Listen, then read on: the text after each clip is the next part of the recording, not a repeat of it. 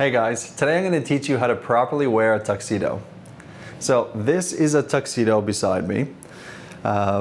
Underneath we have a tuxedo shirt, we have a bow tie, we have a pocket square, we have something called a cummerbund underneath. So I'm going to walk you through why all these pieces matter, why together they traditionally make a tuxedo, and what you can potentially get rid of and maybe add. Okay? So we're going to start with the design of the tuxedo. So we will start with the lapel. So the lapel, just like a suit, is going to be one of the most important design details on the whole garment. Traditionally, what you're going to find is either two different styles of lapels, either a peak like this one, or a shawl, which goes down and is a little bit more rounded, right? I like to say either one is going to be a great option. Traditionally, what I do is I usually do shawls for either dinner jackets or really traditional tuxedos. For every other situation, I do like doing a peak, especially if we want to make the shoulders really like prominent and large.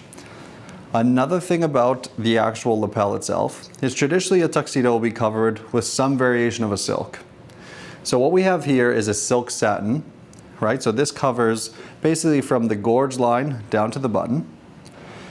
Silk satin's a little bit silkier. It doesn't have any texture to it, but it does pop off the fabric. That being said, you do have the option to do something called a grosgrain. And a grosgrain is actually this here. So it's also made out of silk, but it just has these almost like little rib lines on the fabric. And you can also put that on the lapel. And then moving back into the actual pockets here. So traditionally what we do in a tuxedo is jetted pockets. So jetted being these little slits on the side of the jacket. We also like to cover these in silk as well, just to kind of make it a little bit dressier. And then other things that we cover in silk is going to be the buttons on the front of the jacket and also the buttons on the sleeve of the jacket.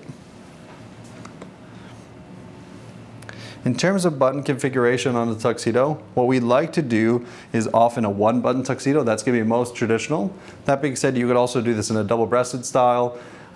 You could do this in a two button tuxedo. That being said, I prefer one if you're just going to do two buttons. So if you're indifferent, go single button. What it does is it just elongates this lapel line and makes you look really sharp and sleek. In terms of the sleeve buttons, you do have the option to reduce the number of buttons that you would traditionally do on a suit. So traditionally what you do on a suit is 4 buttons.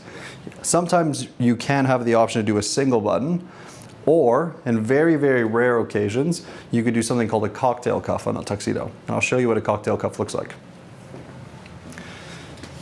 So a cocktail cuff is actually this here, right? So it's just almost looks like a cuffling shirt. But what they do is they actually do this on the jacket, and what you get is this little, almost this little roll of fabric, and it just kind of dresses up the tuxedo a little bit, makes it look a little bit more formal. Not for everyone, but you do have the option of doing something like that on a tuxedo. Okay, so moving down to the trouser, what we want to do with the trouser is obviously we want to keep it pretty high-waisted, and we want to have that satin stripe down the side of the trouser, right? So typically whatever we're doing with the lapel in terms of silk, satin, or grosgrain, we'll match that on the side of the trouser. That'll be on both sides of the legs, and it just kind of elongates the silhouette, makes everything look really sleek and neat. Okay, so when it comes to actually some of the accessories that need to go with the tuxedo to kind of dress it up a little bit, these are a couple of things that I recommend. Obviously, first and foremost is going to be the bow tie, right? So a silk bow tie that you tie yourself is going to be pretty important. I really like self-tied bow ties that you actually tie, just because they look a little imperfect, and they kind of have this really like natural, almost like casual sophistication to them, right? Without them looking like too perfect. Sometimes a lot of guys I see with the clip-ons, I prefer guys to tie their own bow tie, right? So a bow tie in any case when you're wearing a tuxedo is going to be essential. Going on to the shirt.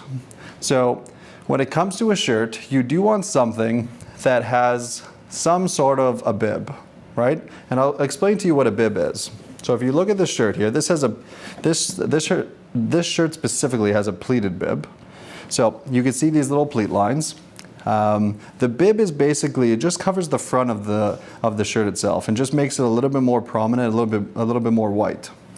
Often with a tuxedo shirt with a bib, you'll also have the option to take the buttons out to put in these little guys called studs. These are black studs, right? You could do different colored studs as well. This just kind of dresses up the tuxedo a little bit as well.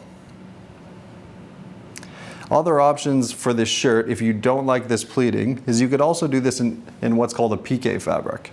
So it's basically like a textured fabric that just goes on top of the chest and just makes it look a little bit more white, specifically on that chest section, right? Because we want, obviously, when it comes to wearing a tuxedo, this is going to be the most formal you're going to get. So looking really sharp or really clean is kind of the priority here. Moving on to the pocket. A white pocket square is going to be what we use in 99% of situations. Something super clean in a silk is going to be kind of your best bet here. You do have options in terms of design, but if you want to keep it really classy and clean, I would just do kind of like a square fold in the pocket. And then towards the bottom of the shirt, leading towards the waistband, is called a cummerbund. So a cummerbund is basically this piece of black silk that you put on the waistband to just basically clean up the waistband, but also clean up the shirt a little bit, right? So as you're moving, you don't see kind of the shirt getting untucked. The cummerbund acts in two different ways. One, to kind of clean the shirt up, but two, to actually make the trouser look visually a little bit longer, so it elongates your leg length, just so everything looks a little bit longer and leaner.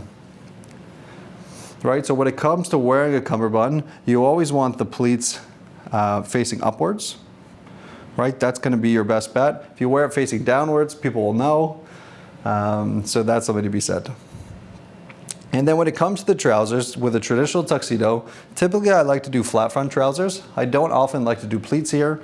The reason being is we just want to keep on that same narrative of keeping things really sleek and really sharp. Another thing about a flat front trouser is we can go slightly narrower in terms of the trouser, so we can make things look a little bit sexier, let's say. And then when it comes to the bottom of the pants, I would refer I'd recommend that you do no cuffs on the bottom of the trouser. Do a flat front trouser or a flat bottom trouser, right? So not like the actual cuffs that I'm wearing today, just because cuffs can look almost a little bit casual. And then one thing that I didn't mention about the shirt, but I do want to mention really quickly now, is when it comes to the shirt cuffs, you do want to do a cufflink shirt, right? We sell these black studs and these black cufflinks all together. It's just like kind of a nice matching set. You could wear it every time you wear a tuxedo. I like a cufflink shirt with a tuxedo. I think it just dresses it up a little bit more. You can have some fun with the cufflink. If there is one place where you can have fun with the tuxedo, it's 100% going to be with the cufflink. For my wedding day, I did little dash hound cufflinks, so I thought they were really fun when I was wearing my tuxedo. So yeah, this is traditionally the way you would go about wearing it. You do have some options in terms of wearing a dinner jacket to kind of add to the formality, right? Swapping out a jacket and kind of doing something solid. That's also an option with a tuxedo. For shoes, obviously you want something super clean and black. I don't have any shoes here today, but something in a patent leather would be ideal. And yeah, if you're attending a black tie event and you do want to wear something pretty traditional, this is going to be it. That being said, you do have some options in terms of things you could wear with a tuxedo that aren't a shirt or a bow tie, right? So I like the idea, especially for an evening event that's not super formal, you do have the option to do like a really black silk turtleneck underneath here, like silk or merino wool, like something really like sharp to go underneath the actual jacket itself. It's a way to kind of like dress down a tuxedo. That being said, that's going to be very few and far between in terms of you going about wearing a tuxedo more casually. Traditionally, what you're going to find is you're going to wear this in 99% of situations, but that is another option to wear a tuxedo more casually, let's say. Okay guys, if you have any other questions for me in terms of how to wear a tuxedo and how to put it all together, you can feel free to head over to mrcavallari.com and book an appointment with me, or leave a question in the comments and I'll get to it. All right guys, thank you for watching. We'll talk soon.